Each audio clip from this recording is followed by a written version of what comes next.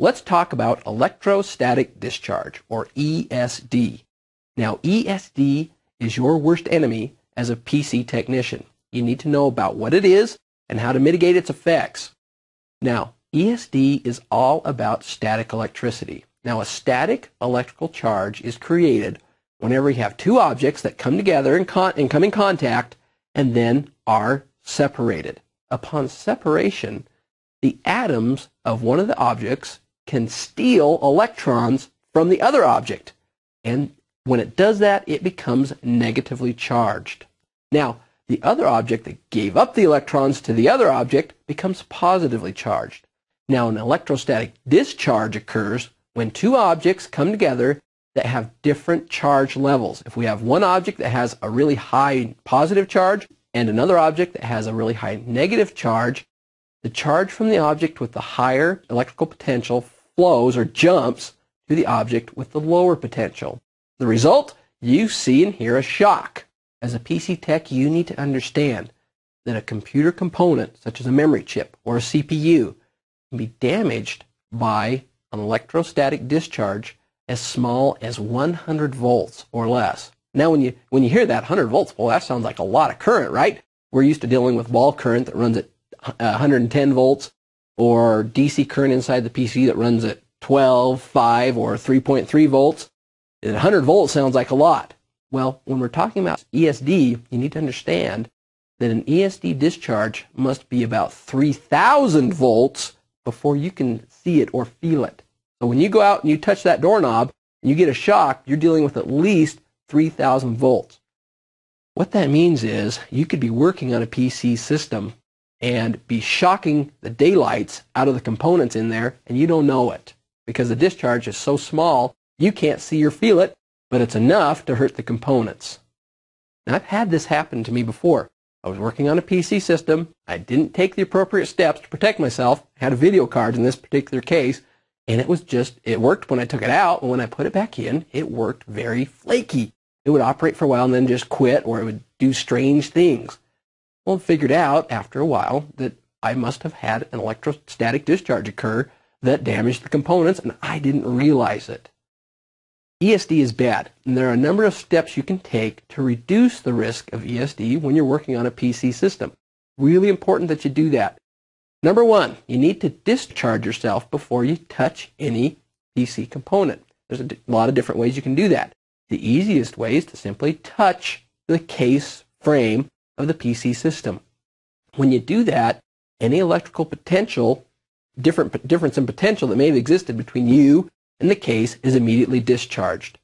You can also use what's called a static mat that allows you to equalize again that electrical potential between you and the PC system.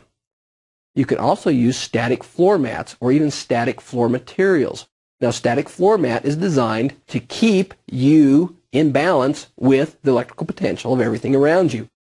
If you've ever walked through a carpeted room in socks, for instance, you know that you build up a really bad electrical charge.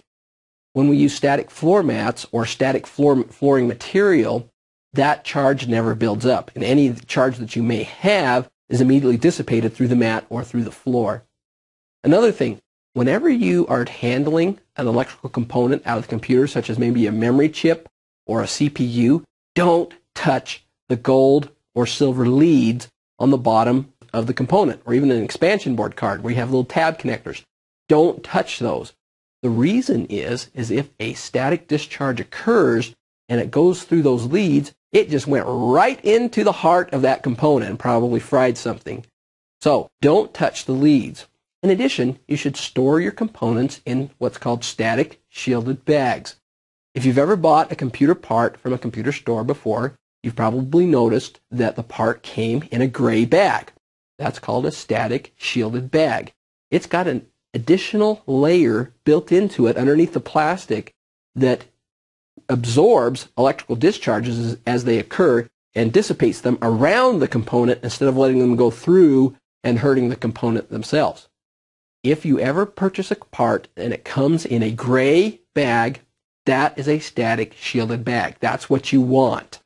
If you get a part that comes in a pink or bluish bag, Those are static resistant bags. And if you see that kind of a bag, be extra careful because they don't provide the same level of protection against ESD that a static shielded bag does. Another thing you need to do is make sure you keep your work area free of materials that can cause static charges. Two of the key culprits are plastic and styrofoam. These two substances can build up a great deal of electrical charge in you and subsequently shock your components. I'm going to tell you a little story. About 10 years ago, I worked for a manufacturer that built memory chips for PC computers. And along the line, we were noticing a high rate of failure at a particular point in the process.